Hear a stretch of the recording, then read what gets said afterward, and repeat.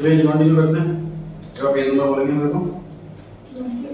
Sir note से पढ़ाओगे ना आज तो? चैप्टर पहले से कंप्लीट कराऊंगा दोस्त, फिर नोट से कराऊंगा।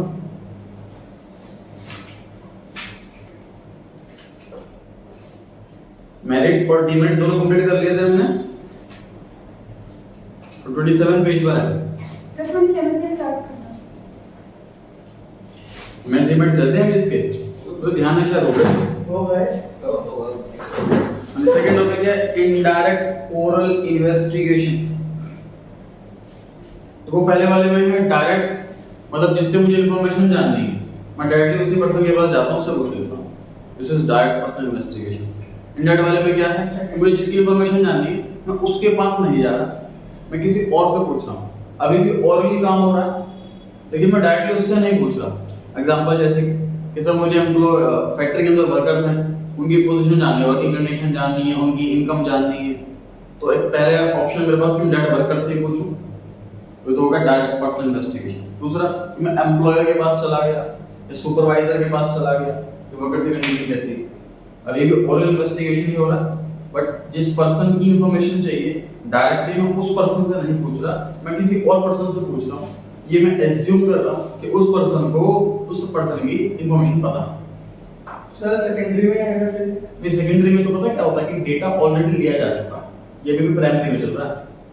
ये सोच के देखो सेकेंडरी वाले में कब होता है कि इंफॉर्मेशन ऑलरेडी कोई यूज कर चुका है, मैं उससे ले रहा हूँ इंफॉर्मेशन, है ना। इसमें ऑलरेडी इंफॉर्मेशन को ली, पहली फर्स्ट इन्वेस्टिगेशन पढ़ते हैं। Indirect oral investigation is the method by which information is obtained not from the persons regarding whom the information is needed, जिसकी information चाहिए उससे नहीं पूछ रहे, it is collected orally from other persons, किसी और से पूछ रहे हैं who are expected to possess the necessary information, जो हमें लग रहा है उसके पास information होगी। possess word दिया था ना जी, लास्ट टाइम बताया। these other persons are known as witnesses, पर तुमने witness बोल दिया, ये जिससे information ली जा रही है किसी और पर्सन।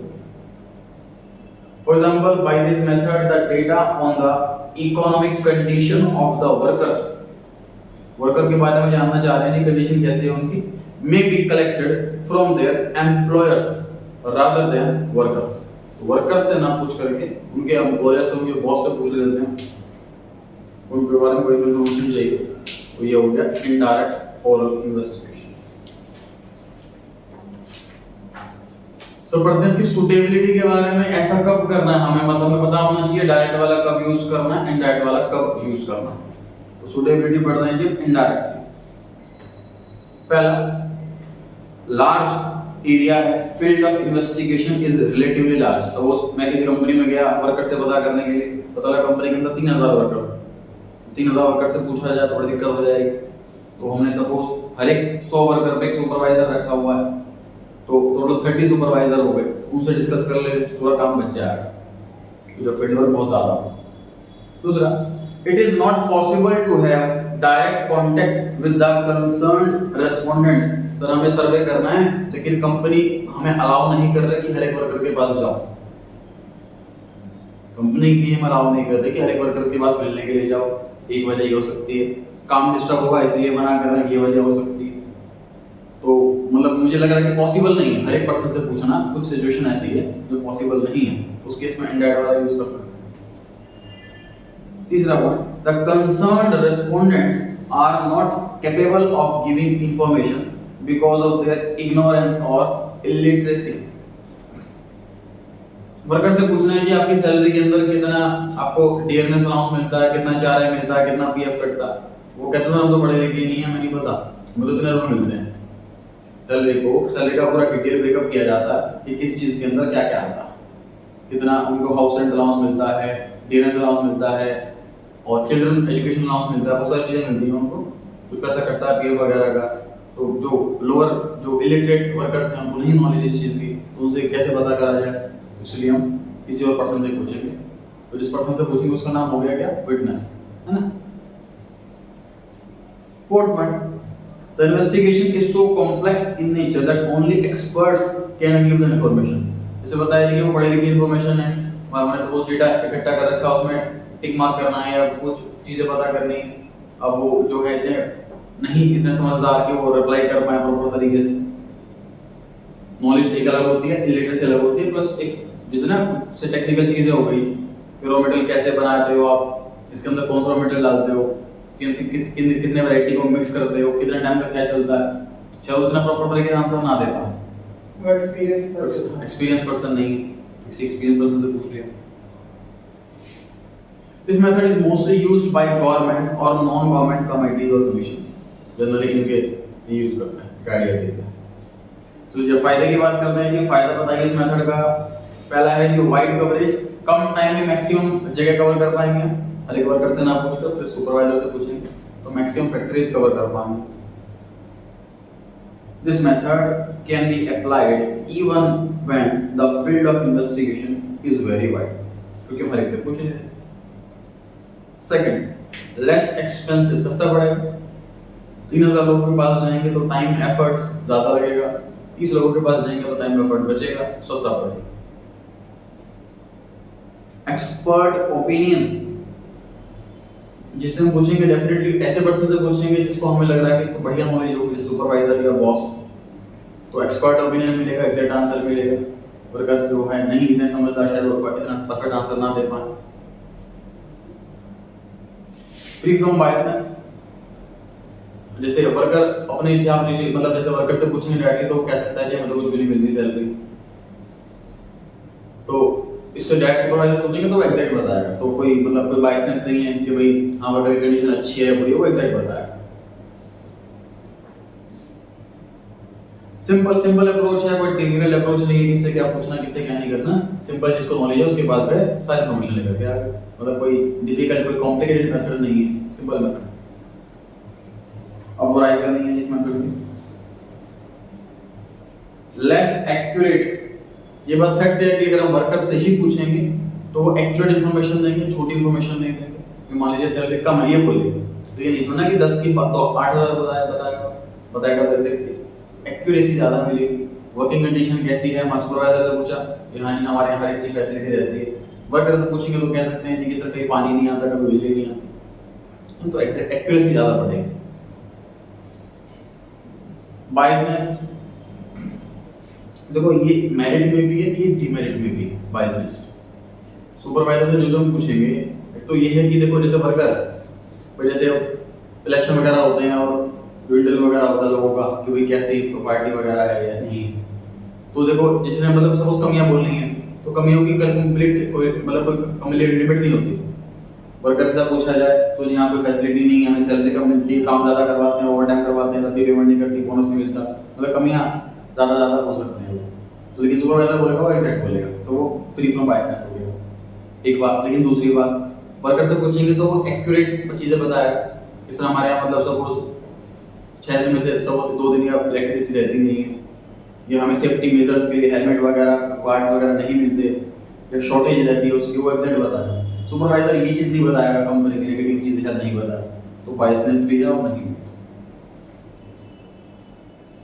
डाउटफुल कंक्लूजन, सपोज जो पर्सन हमें रिस्पॉन्ड कर रहा है तो ऑब्वियसली हम किसी कोई भी सर्वे करने के लिए जा रहे हैं, सामने वाला ऐसा तो नहीं है कुछ काम कर रहा हो साइड में सारा काम करते हुए हमें बताएगा सब कुछ, ऐसा नहीं होगा। अपने फ्री टाइम में बताएगा या शायद वो जल्दी रिप्लाई करने की बताने की कोशिश करे तो उसके एक्यूरेट आंसर नहीं हो सकते। देखो हम वर्कर से पूछेंगे, सुनो अगर हम 3000 वर्कर से पूछ लें उसमें से मान लो 200-400 ने केयरलेस करी लेकिन बाकी लोग एक्यूरेट आंसर देंगे। एक सुपरवाइजर 100 लोगों को सुपरवाइज कर रहा है, उसने अगर केयरलेसनेस करी, रिप्लाई सही से नहीं करा तो समझ लो 100 लोगों का डेटा खराब चला गया हमारे पास, है ना? तो केयरलेसनेस की एक कमी हो सकती है इसमें से।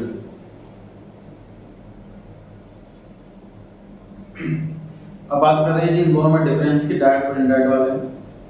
डायरेक्ट वाले में हम जिसकी इन्फॉर्मेशन ले रहे हैं उसी से पूछते हैं, इनडायरेक्ट वाले में हम किसी और से पूछते हैं, किसी और का नाम विटनेस कहते हैं। पहला पॉइंट पढ़ रहे हैं, डायरेक्ट पर्सनल इन्वेस्टिगेशन में इन्वेस्टिगेटर डायरेक्ट कांटेक्ट करता है रेस्पोंडेंट को, इससे इन्फॉर्मेशन चाहिए उसी से बात करता है। इनडायरेक्ट ओरल इन्वेस्टिगेशन में वो किसी और पर्सन से बात करता है जिससे इन्फॉर्मेशन जाननी है। जिसकी इंफॉर्मेशन चाहिए उससे बात नहीं कर रहे, किसी और से बात कर रहे हैं। पहला पार्ट। दूसरा part, direct person investigation generally तब पॉसिबल होती है जब फील्ड जो है वो स्मॉल है, एरिया छोटा दिया गया, जबकि इनडायरेक्ट तब प्रेफर किया जाता है जब फील्ड लार्ज हो, बड़ा एरिया। दूसरा पार्ट हो गया। तीसरा, डायरेक्ट पर्सनल इन्वेस्टिगेशन में इन्वेस्टिगेटर अपने लैंग्वेज में वेल वर्स्ड होना चाहिए, कल्चरल हैबिट होनी चाहिए, और इनडायरेक्ट वाले में ऐसा कुछ नहीं है। तो फॉर एग्जांपल वर्कर से बात करने जा रहे हैं तो कोई किस कास्ट का है, कोई लैंग्वेज अलग यूज करता है, कोई लोकल लैंग्वेज यूज करता है, कोई प्रॉपर हिंदी बोलता है, कोई या कोई इंग्लिश बोलता है, तो जो इन्वेस्टिगेटर है उसको सारी लैंग्वेज इजीली आनी चाहिए, वो सारी बात समझ पाए। तो सुपरवाइजर है वो जनरली उस एरिया की कॉमन लैंग्वेज ही एक्सपेक्ट करेंगे, वो बोलता है। तो एक ये फर्क हो गया जी, डायरेक्ट वाले में हमें प्रॉपर हर टाइप के वर्कर की लैंग्वेज पता होनी चाहिए। और डी पॉइंट कि डायरेक्ट वाला मेथड महंगा है, इनडायरेक्ट वाला सस्ता है। क्लियर हो गई बात? चलिए तीसरा method, information from local sources और कॉरेस्पॉन्डेंट्स पढ़ते हैं। Under this method, the investigator appoints local person or correspondents at different places. They collect information in their own way and furnish the same to the investigator. Investigator खुद नहीं जा रहा, उस जो area है उन एरिया के लोकल पर्सन्स को पकड़ता है। जैसे देखो, जैसे बड़ी कंपनियां होती हैं, कोका कोला हो गई, कोका कोला पेप्सी वगैरह हो गई, तो सर कंपनी खुद अपनी शॉप्स नहीं खोल सकती हर गली के अंदर।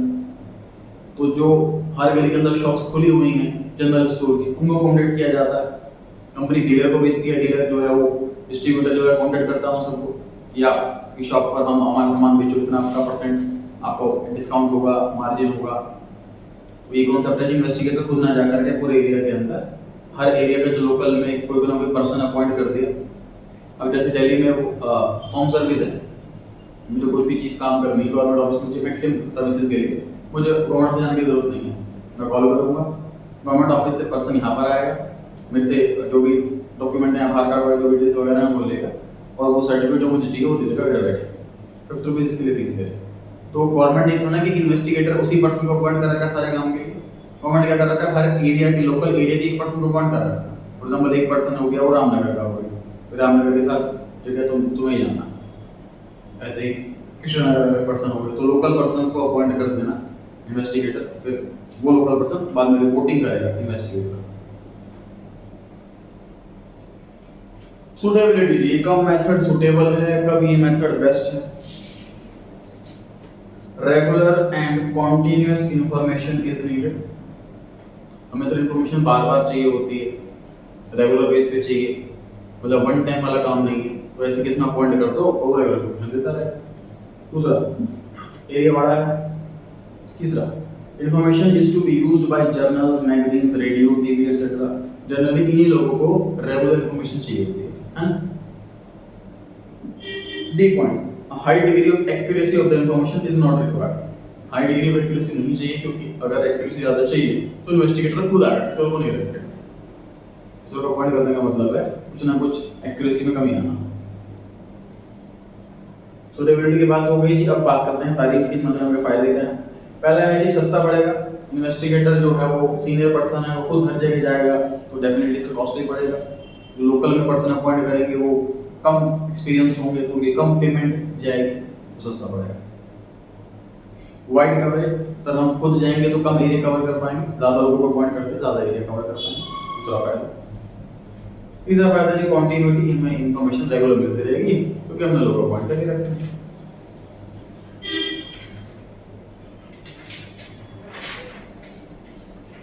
D point, suitable for special purpose.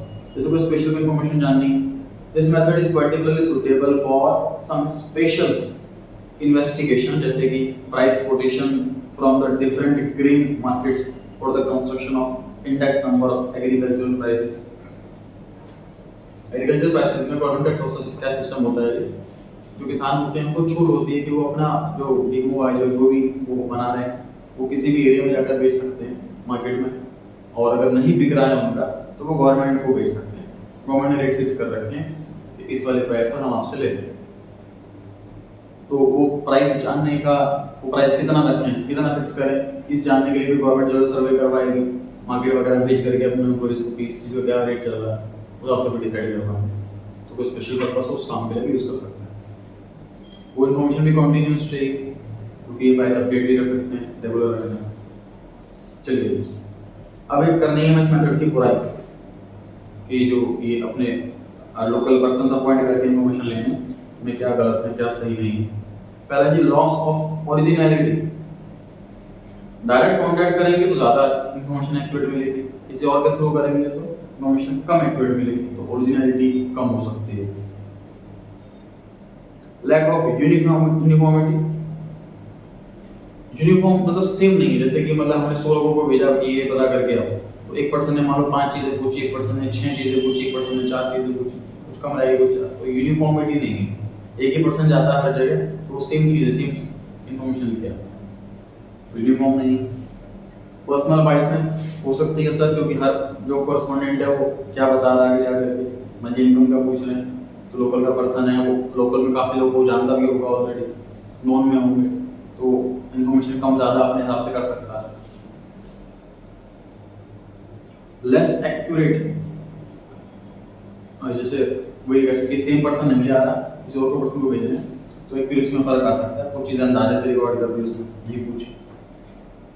Delay in collection, जहां हम लोगों पर डिपेंड हो जाते हैं वहीं डिले होनी शुरू हो जाती है कि वो कॉरेस्पॉन्डेंट अभी वो जाएगा, लोकल वाला पर्सन पूछ करके आएगा, वो हमें रिपोर्ट करेगा, तब आगे इन्फॉर्मेशन आगे बढ़ेगी, तो डिपेंड होने का मतलब डिले भी।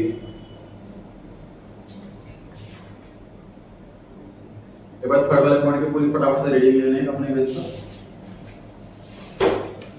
थर्ड और सेकंड दो पॉइंट दे रहे हैं हमने पेज 27 से इनडायरेक्ट पोल इन्वेस्टिगेशन, यहाँ से जो स्टार्ट हुआ है, तो सेकंड और थर्ड दो पॉइंट कंप्लीट कर रहे हैं हमने, फटाफट से इसकी रेडी लेने के बाद।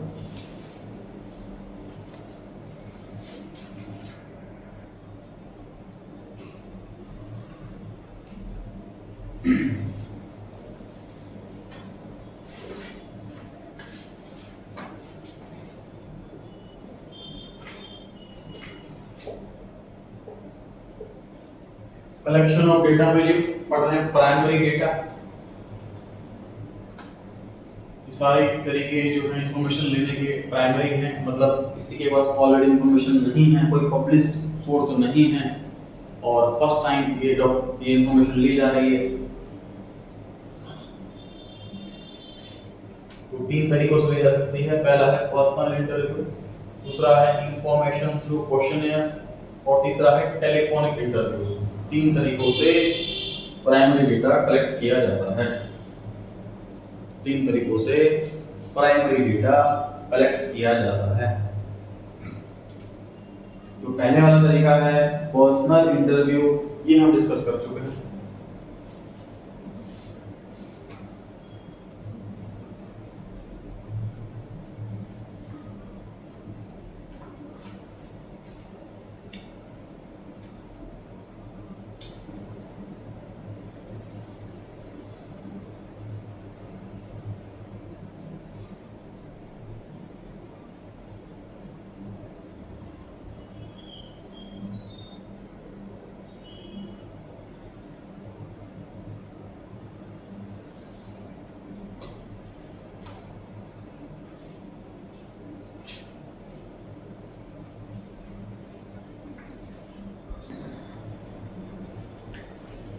पहले हमने पढ़ा पर्सनल इंटरव्यू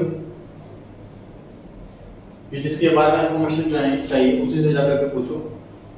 पहले वाले में इन्वेस्टिगेटर खुद जाकर के पूछ रहा है, दूसरे वाले में किसी और से पूछता है उसके बारे में, विटनेस जैसे वर्कर्स के लिए सुपरवाइजर। तीसरे वाले में उसने अपने अंडर लोकल एरिया के पर्सन अपॉइंट कर दी, वो जाके लोगों से पूछ के आ रहे हैं। तीनों के तीनों केसेस में मतलब जो कस्टमर से अपनी इन्फॉर्मेशन जो रेस्पोंडेंट से उनसे इन्फॉर्मेशन लेता है। सेकंड वाला है जी इंफॉर्मेशन थ्रू क्वेश्चनियर्स। जैसे एग्जांपल मैं आपको अमेज़न ओला का एक क्वेश्चनियर हम बनाएंगे, उसमें क्वेश्चन लिखा होगा, ऑप्शंस लिखे होंगे और ऐसा डेटा करके रेडी देंगे हम उनको। मतलब सीधा जाके जनरल नहीं पूछ रहे कि आप बताओ क्या कंडीशन है आपकी और वगैरह वगैरह, ऐसे नहीं पूछ रहे। सीधा क्वेश्चंस का सेट रेडी है, ऑप्शंस का सेट रेडी है, सामने वाले को बस टिक करना है। ये दोनों ही मेथड सेम है, क्वेश्चनियर मतलब वो क्वेश्चंस की लिस्ट, दोनों ही मेथड सेम है, इतना सा फर्क है बस। इस वाले में हम क्या करते हैं, मेल कर देते हैं और फिर सामने वाला मेल कर अप्लाई करता है। दूसरे वाले में क्या होता है कि इन्वेस्टिगेटर खुद जाता है उस पर्सन के पास, उनसे पूछता रहता है, खुद टिक करता रहता है। अरे इस वाले में क्या है सर कि मान लीजिए मुझे आपके बारे में इन्फॉर्मेशन जाननी है, तो मैं आपको तो है कि मेल करूंगा, ठीक, मेल में आपको मान 10 क्वेश्चन मिले, हर एक में ऑप्शंस हुए, तो आप इन ऑप्शंस पर टिक करोगे, फिर आप अप्लाई करोगे। इसमें ऐसा होगा। इस वाले में क्या होगा कि वो 10 क्वेश्चन का सेट मैं आपके पास लेकर के आया हूँ, आपसे पूछ रहा हूँ, ऑप्शन दे रहा हूँ, जो आप ऑप्शन बोलते हैं उस पर टिक कर देता हूँ। इस तरीके से काम कर रहा हूँ इस वाले में टेलीफोन पे पूछ लेते हैं खुद ना जा करके, ठीक है जी। तो ये 3 हो चुके हैं और ये 3 रहते हैं। और ये कंप्लीट जो हमने अभी तक पढ़ रहे हैं वो प्राइमरी डेटा पढ़ रहे हैं अभी भी, सेकेंडरी नहीं पढ़ा, अभी स्टार्ट नहीं करा सेकेंडरी, ठीक है। तो प्राइमरी के अंदर मतलब टोटल 6 तरीके हैं, प्राइमरी के अंदर टोटल 6 तरीके हैं। क्लियर हो गई बात? चलिए आ गए हम पेज नंबर 30 पर। Point number B, information through questionnaires and schedules. Under this method, investigator prepares a questionnaire keeping in view the objective of the inquiry. Question is ऐसे बनाएगा. There are 2 ways of collecting information on the basis of questionnaire. Mailing questionnaire surveys, दूसरा enumerator method. देखो questionnaire को सोच के बनाना होता है, जैसे इनकम टैक्स डिपार्टमेंट होता है, अब वो कहीं पर रेट डालते हैं, तो उनके पास भी क्वेश्चनियर रेडी होती है। वो क्या करता है, जाते सबसे पहले वो इनका फॉर्म वगैरह ले लेते हैं कि आप इसको कॉल वॉल नहीं कर सकते। दूसरा, कोई बाहर नहीं जाएगा, कोई बाहर से अंदर नहीं आएगा। तीसरी बात है, वो इन्वेस्टिगेशन करते हैं तो हर पर्सन को अलग रूम में ले जाकर करते हैं। कोई सभी को एक साथ बैठाएंगे और फिर इन्वेस्टिगेशन करेंगे तो कोई इशारा कर सकता है कि भाई ये नहीं बोलना, ये बोलना। हर पर्सन से अलग अलग जाकर इन्फॉर्मेशन लेंगे।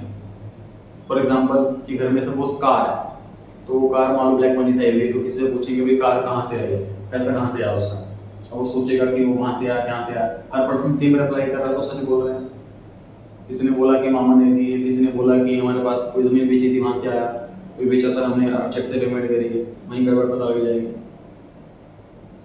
कि जो लेडीज वगैरह हैं उनको इतनी मतलब नहीं अवेयरनेस करते हैं जनरली कि तुम्हें क्या पता है। जेंट्स को पता होता है, वो मिलते रहते हैं सीए से कि क्या बोलना है, कैसे क्या इनकम शो करनी है। लेडीज को नहीं पता होता, तो लेडीज से जब इंक्वायरी करते हैं तो वो मतलब बता देती है सब कुछ, तो गलत हो जाता है। ऐसे केस में सुनो क्या होता है, ऐसे केस में क्या होता है, ऐसे केस वगैरह होते हैं कि जो जिसके यहाँ रेट बढ़ी है ना, वो केस करता है कि भाई जो हमारे जो घर के लोग हैं, लेडीज वगैरह हैं, बच्चे, उनसे क्वेश्चन पूछा कर वो घबरा गए, इसलिए उनके मुंह से गलत आंसर निकल गए, तो इसको वैलिड ना मानना चाहिए। ये प्ली, ये रिक्वेस्ट रखते हैं वो कोर्ट, हर एक को कहने का अधिकार है अपनी बात। तो अब उनकी बात को गलत कैसे प्रूव करा जाए? तो ये बात वो कह रहे हैं कि भाई वो घबरा गए, परेशान हो गए, एकदम से रेट बढ़ गई, एकदम से घबरा गए, उनके माइंड में स्ट्राइक नहीं करी कोई बात, सिर्फ मुंह से निकल रहा। इसका उनको देखो पहले से पता, जो इन्वेस्टिगेटर वो लोग क्या करते हैं, पहले वो कम से कम 7-8 क्वेश्चन आप बेसिक के पूछते हैं। अपना नाम बताओ, आपकी एज कितनी, शादी कब हुई थी, घर वालों का पूरा नाम क्या है, मतलब ऐसे बेसिक क्वेश्चंस पूछते हैं वो, तो उनके रिप्लाई सही आ रहे हैं। तो अब उनके पास रिप्लाई है ये देने के लिए कि देखो जी हमने स्टार्टिंग के 8 क्वेश्चन का तो बिल्कुल परफेक्ट आंसर आया, इसका मतलब माइंड तो सही वर्क कर रहा था, वरना इसके भी आंसर गड़बड़ देते। समझ में आ रही बात? तो ये क्वेश्चनियर का पर्पस क्या है बताने का, कि मैं क्वेश्चनियर इस हिसाब से रेडी करनी है कि हम हर तरीके की सारी इन्फॉर्मेशन जान लें और सेफ हो कैसे करें। सर एक रेट कर गई, मतलब वहाँ पे जैसे किसी बंदे से मतलब बहुत तबीयत खराब हो गई, उसे एडमिट करना पड़ेगा, उसे जान देते हैं? हाँ जान लेंगे। कोशिश वैसे ऐसे करेंगे कि किसी डॉक्टर को ही वहाँ बुला लेंगे। एक ये तरीका, कोशिश तो इस चीज़ की करेंगे पहले तो, क्योंकि वो गलत एक्टिंग ना कर रहा हो तबीयत खराब होने की। तो कोई डॉक्टर को बुला करके पहले चेकअप कराएंगे, और डॉक्टर खुद कहता है कि वाकई में ये तबीयत खराब है, उनको हॉस्पिटलाइज होने की रिक्वायरमेंट है, तब भेजा जाएगा। उसमें भी क्या करेंगे, हॉस्पिटल लेके जाएंगे तो रूम से कोई नहीं मिल पाएगा, उनको इस बात का ध्यान रखेंगे। तो जैसे वो ठीक हो जाता है वापस घर पर आएगा, इन्वेस्टिगेशन कंटिन्यू करेंगे। सर हो गया इतने रेट? हाँ जी, हाँ जी।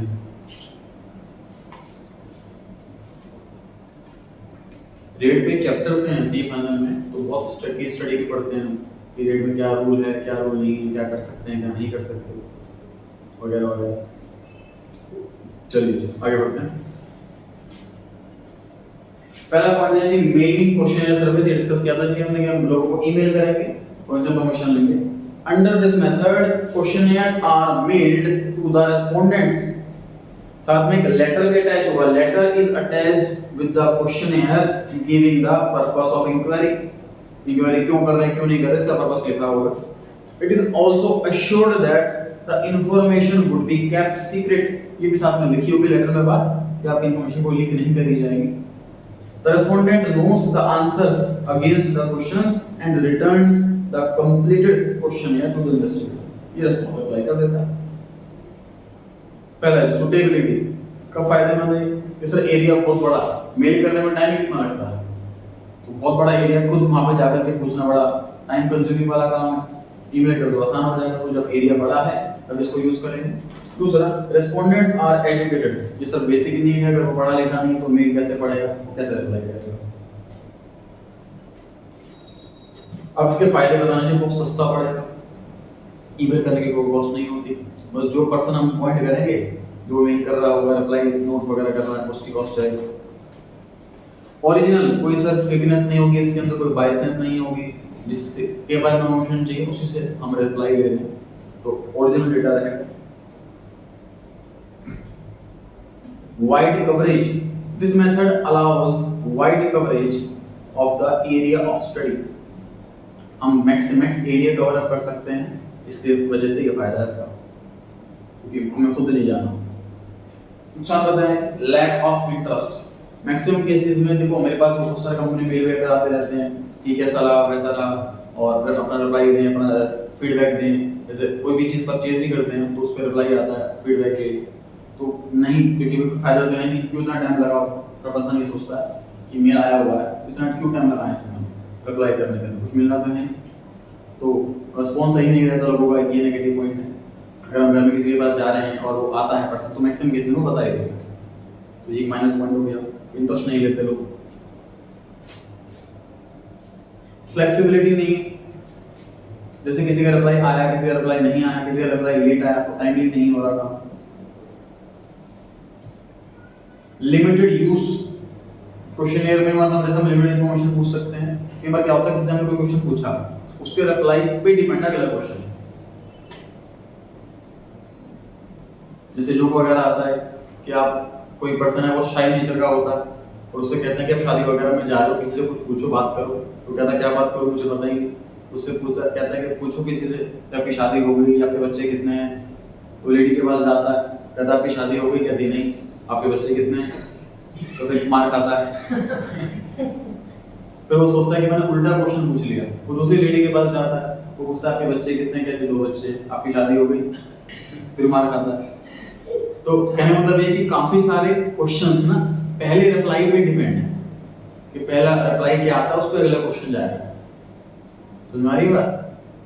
फॉर एग्जांपल आप ओला उबर यूज करते हो, ये पहला क्वेश्चन मुझे घर जाके पूछने लगे उससे, वो कहते हैं हाँ, तो फिर मैं पूछूंगा आगे उसकी सर्विस कैसे लगी, सस्ता पड़ रहा नहीं पड़ रहा, क्यों यूज करते हो, अपनी कार में यूज कर रहे हो क्या वगैरह। उसने कह दिया नहीं यूज करता हूँ, फिर आगे क्वेश्चन गायब हो जाएंगे।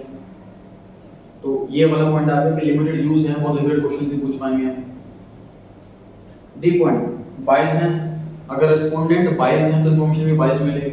जैसे कुछ लोग होते हैं कि मतलब प्रोडक्ट है, हम उसको कहेंगे भी कॉस्टली है, कोई हम नहीं बोलेंगे। मान लो फ्लिपकार्ट से मान लीजिए मुझे 10,000 की चीज़ 2,000 में मिल गई, तब मैं क्यों कहूँगा सस्ता मिल गया, मैं कहूँगा महंगा जी, अरे और सस्ता मिल जाएगा अगली बार, फीडबैक कैसे देंगे हम।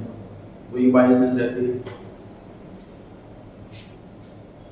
कंक्लूजन, लेस एक्यूरेसी, क्योंकि कंक्लूजन क्वेश्चंस बहुत डिफिकल्ट, क्वेश्चन बहुत कम पूछ पा रहे हैं, डिफिकल्ट पूछ पा रहे हैं, रिप्लाई नहीं आ रहे, तो जो रिप्लाई आ रहा है उनके बेस पर हम सोच लें, मतलब हमने 1000 लोगों से पूछा और सिर्फ 80 लोगों से आंसर आया, तो उसके बेस पर हम कंक्लूजन निकाल लें तो वो एक्यूरेसी नहीं रहेगी उतनी, क्योंकि बहुत लोगों ने रिप्लाई नहीं करा। सर ये कह सकते हैं जैसे हमको प्रोडक्ट ऑर्डर करा है वो डिफेक्टिव निकला तो हम गलत रिस्पांस दे रहे हैं उस प्रोडक्ट के लिए, वो चीज़ तो जेन्युइन है, वो चीज़ तो सही है। तब आते हैं कि जो प्रोडक्ट ही, मेरे फ्रेंड हैं वो अमेज़न में सेल करते हैं जीन्स वगैरह, तो वो कहते हैं कि हमने जीन्स भेजी, सामने से रिप्लाई आया कि डिफेक्टिव है, वापस पैकेज आ गया, वापस पैकेज में चप्पल दी।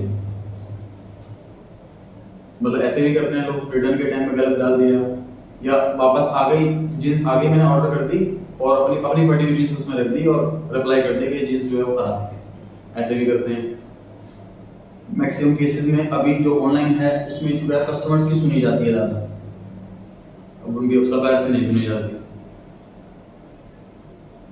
ये गलत रिस्पॉन्स सर ये भी फिर ये भी तो सकता है कि जैसे कोई सेलर है वो अपना प्रिंट लोगो प्रिंट कर दे जींस पे, ये भी हो सकता है पॉइंट।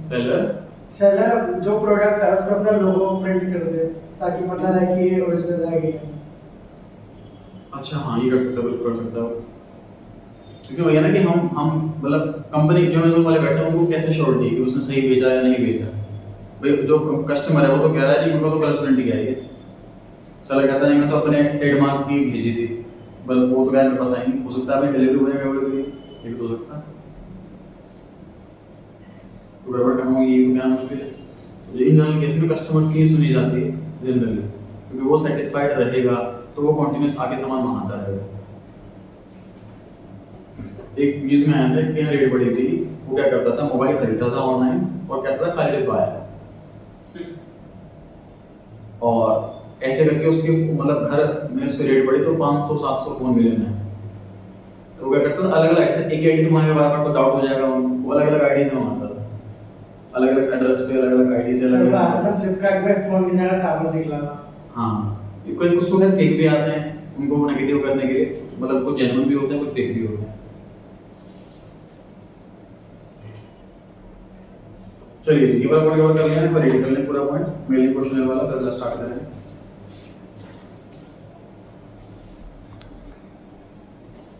इन्यूमरेटर्स मेथड सुनिए। इन्यूमरेटर क्या है? इन्वेस्टिगेटर खुद ना जाकर के पर्सन अपॉइंट करता है, उस पर्सन का नाम है इन्यूमरेटर। वो जो क्वेश्चन है वो मेल करने की बजाय खुद ही प्रिंट करता है और पर्सन डोर टू डोर जाकर के सबसे सर्विस लेकर के आता है, टिक मार करता है। तो दोनों सेम चीज है, दोनों में ही क्वेश्चन है, सिर्फ इतना फर्क है इसमें मेल करता है, इसमें खुद जाकर के पूछता है। इसमें जो रिस्पोंडेंट है जिसके बारे में आपने जानना चाह रही है वो खुद आंसर फिल करता, इसमें जो इन्यूमरेटर जो पर्सन है वो खुद आंसर फिल करता पूछ पूछ। Under this method, a questionnaire is prepared according to the purpose of inquiry. Enumerator खुद अप्रोच करेगा रेस्पोंडेंट को क्वेश्चनेयर के साथ। रेस्पोंडेंट वो पर्सन जो घर में रह रहा है जिससे पूछा जा रहा है। The questionnaires which are filled by the enumerators themselves by putting questions are called schedules. List को हमने schedule बोल दिया। Under this method, the enumerator himself fills the schedules after seeking information from the respondent. पूछ कर fill करता है enumerator खुद। Enumerators are those persons who help the investigator in collecting the data. Investigator ने ही उन पर्संस को भेजा है कि वो क्वेश्चंस के आंसर ले पाए। The enumerators are given training to fill the schedules and put the questions intelligently to obtain accurate information. Sir बताया कि आंसर पर डिपेंड करता है अगला क्वेश्चन क्या होगा, उनको ट्रेन इस तरीके से किया जाता है, ये रिप्लाई आया तो ये आंसर देना, ये रिप्लाई आया तो ये आंसर देना। चलिए सुटेबिलिटी पे आते हैं, कब इसको इस्तेमाल करें। लार्ज एरिया है पहला। Investigation needs specialised and skilled investigators. Investigation में इस टाइप की चीजें आती हैं तो बिल्कुल परफेक्ट आंसर आए। और C the investigators are well versed in the local language and cultural norms of the respondents. Local की लैंग्वेज इनको पता होगी कि लोगों से बात करेंगे तो उन्हीं की लैंग्वेज में बात करेंगे। ये तो सुटेबिलिटी हो गई, फायदे बताते हैं। पहला है कि वाइड कवरेज, ज्यादा से ज्यादा एरिया कवर अप कर पाएंगे हम।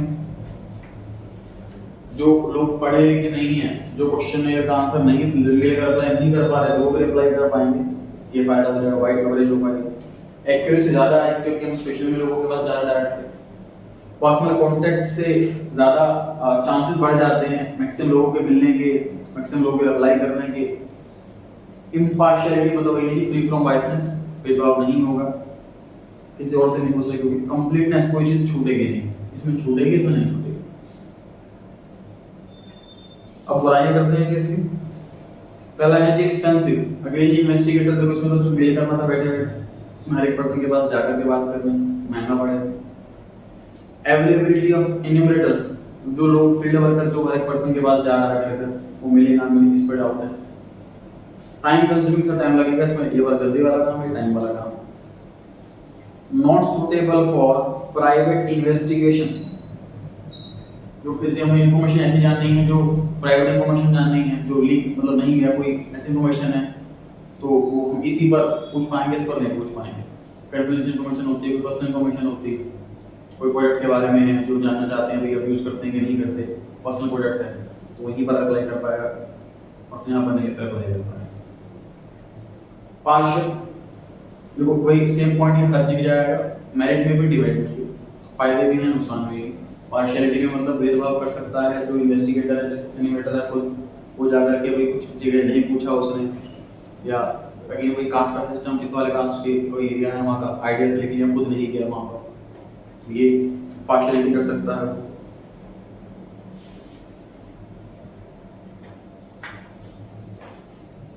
Construction of questionnaires and schedules and their qualities. In the context of collection of primary data, construction of questionnaires and schedules has a special significance. The set of questionnaires and schedules are similar. The only difference lies between the two is that questionnaires, the entire information is recorded by the respondents themselves. In schedules, on the other hand, information as supplied by the respondents is recorded by the enumerators. सारी information लिखना question, काम की information लिखना, ये schedule है।